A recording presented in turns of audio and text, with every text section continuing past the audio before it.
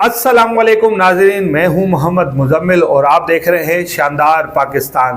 ناظرین، رات گئے ایک ہنگامی پریس کانفرنس مہاجر قومی موومنٹ کے رہنماؤں کی جانب سے بلائی گئی۔ اس پریس کانفرنس کا جو مقصد تھا وہ یہ تھا کہ جو ایم کیو ایم پاکستان نے ان کو اپنے احتجاج کا حصہ بنایا، جو اسمبلی جو حلقہ بندیوں کے خلاف احتجاج کر رہے تھے اس میں انہوں نے حصہ لیا۔ اچھا، اس کے بعد یہ کہہ رہے ہیں کہ M Q M Pakistan last یعنی کہ 14 جنوری رات گئے تک ان کو بولتی رہی کہ ہم کوئی سی بائیکاٹ میں نہیں جا رہے، صبح الیکشن ہوگا اور ایم کیو ایم پاکستان اس الیکشن کا حصہ بنے گی۔ بہرحال پھر رات گئے، فیصلے ایم کیو ایم کے جہاں سے ہوتے ہیں وہاں سے فیصلے ہوئے۔ ایم کیو ایم اسمبلیوں سے آ کے باہر بیٹھ گئی اور ان کا کہنا ہے کہ انہوں نے ہم سے غداری کری، ہمارے ووٹ پہ ڈاکہ ڈالا اور غیر قانونی طریقے سے پیپلز پارٹی کو جتوایا گیا۔ دیکھیں، پیپلز پارٹی کو جو مائنڈیٹ کراچی سے ملا ہے، یہ کراچی کا کوئی بھی فرد، کراچی کا بچہ بولے گا پاکستان پیپلز پارٹی کو کراچی میں کوئی ووٹ نہیں دیتا، نہ کوئی پسند کرتا ہے اس پارٹی کو، کیونکہ سندھ کو ایک تو موہنجو دڑو لاڑکانہ میں تھا۔ آج موہنجو دڑو دیکھنے کے لیے ہمیں لاڑکانہ جانے کی کوئی ضرورت نہیں ہے۔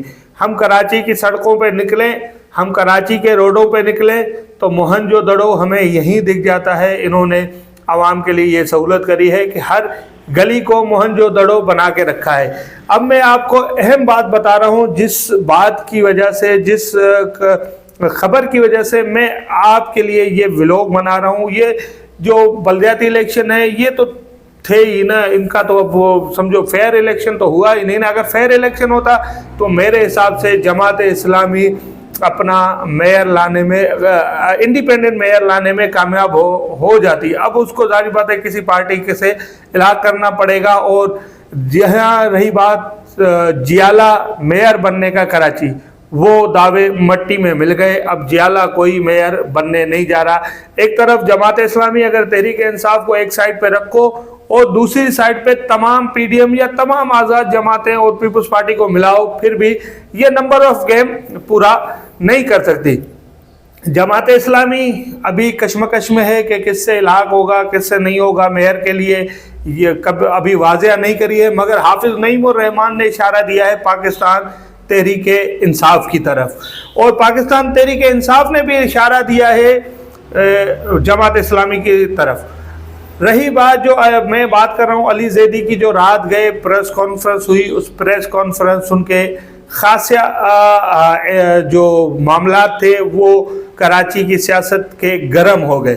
جی، انہوں نے جو بات کہی کہ کل تک جو را کا ایجنٹ تھا، جو پاکستان سے انڈیا گیا اور انڈیا جا کے اپنا پاسپورٹ پھاڑ دیا اور انڈین پاسپورٹ سے امریکہ گیا، راہ کا ایجنٹ کہنے کے دعوے۔ جی، مصطفیٰ کمال یہ الفاظ کہا کرتے تھے خالد مقبول صدیقی کے بارے میں، آج وہ نہ صرف اس کے ساتھ بیٹھے ہوئے اور یہ کہہ رہے ہیں کہ میں ان کی قیادت میں کام کروں گا، اور ان کی قیادت میں بھی کام کروں گا، اور یہ بھی کہہ رہے ہیں کہ جو تمام الزامات میں نے خالد مقبول پہ لگائے یا ایم کیو ایم پاکستان پہ لگائے، میں اس پہ اسٹینڈ کرتا ہوں، تب بھی میں صحیح تھا، اب بھی صحیح ہوں۔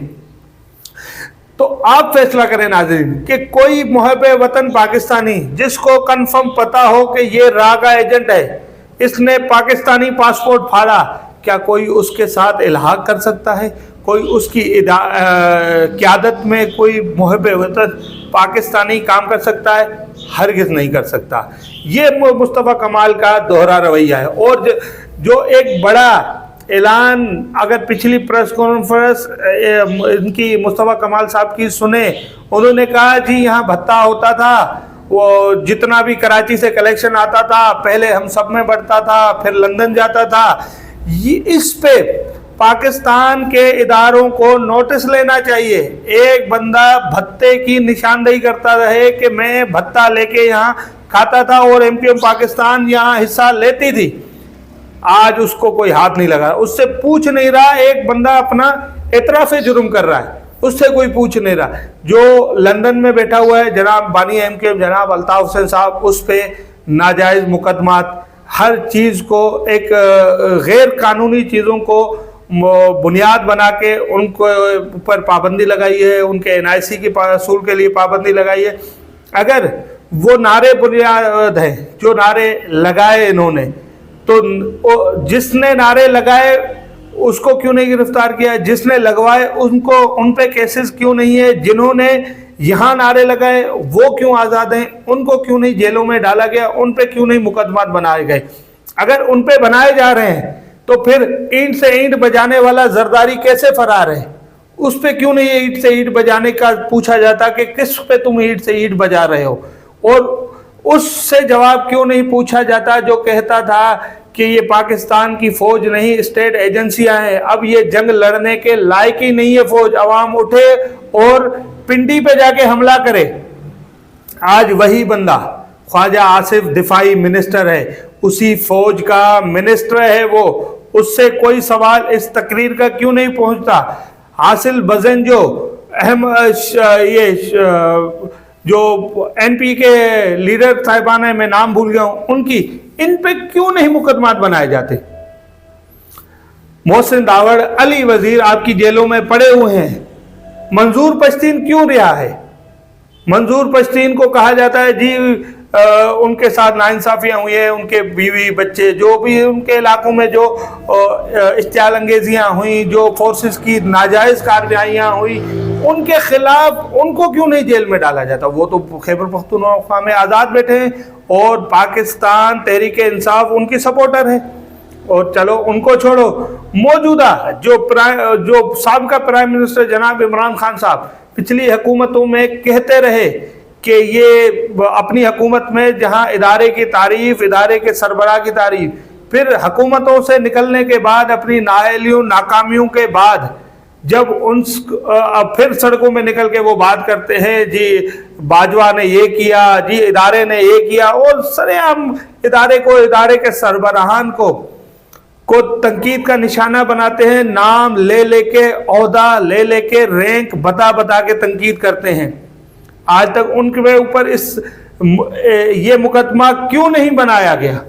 ये क्या हमारी अदलिया पे सवालिया निशान नहीं है। क्या अल्ताफ हुसैन ने इन सबसे बड़ा जुर्म किया है। आज अल्ताफ हुसैन कराची ना सिर्फ, महाजिर ना सिर्फ, शहरी सिंध के तमाम चाहने वालों की हुक्मरानी करते हैं, उनके दिलों पे आज भी हुक्मरानी करते हैं। बल्दियाती इलेक्शन जो कराची में हुआ, पूरे सिंध, शहरी सिंध, हैदराबाद और दादू की आवाम ने बता दिया, जिस तरह टर्नओवर कम रहा, लोगों ने बाइकआउट का सुन के बाहर निकलना पसंद नहीं किया, आके वोट डालना नहीं पसंद किया, जिसकी वजह से पीपल्स पार्टी को अपनी मनमानियां और धांधलियां करने का मौका मिला, लोगों का माइंडेट चुराने का मौका मिला।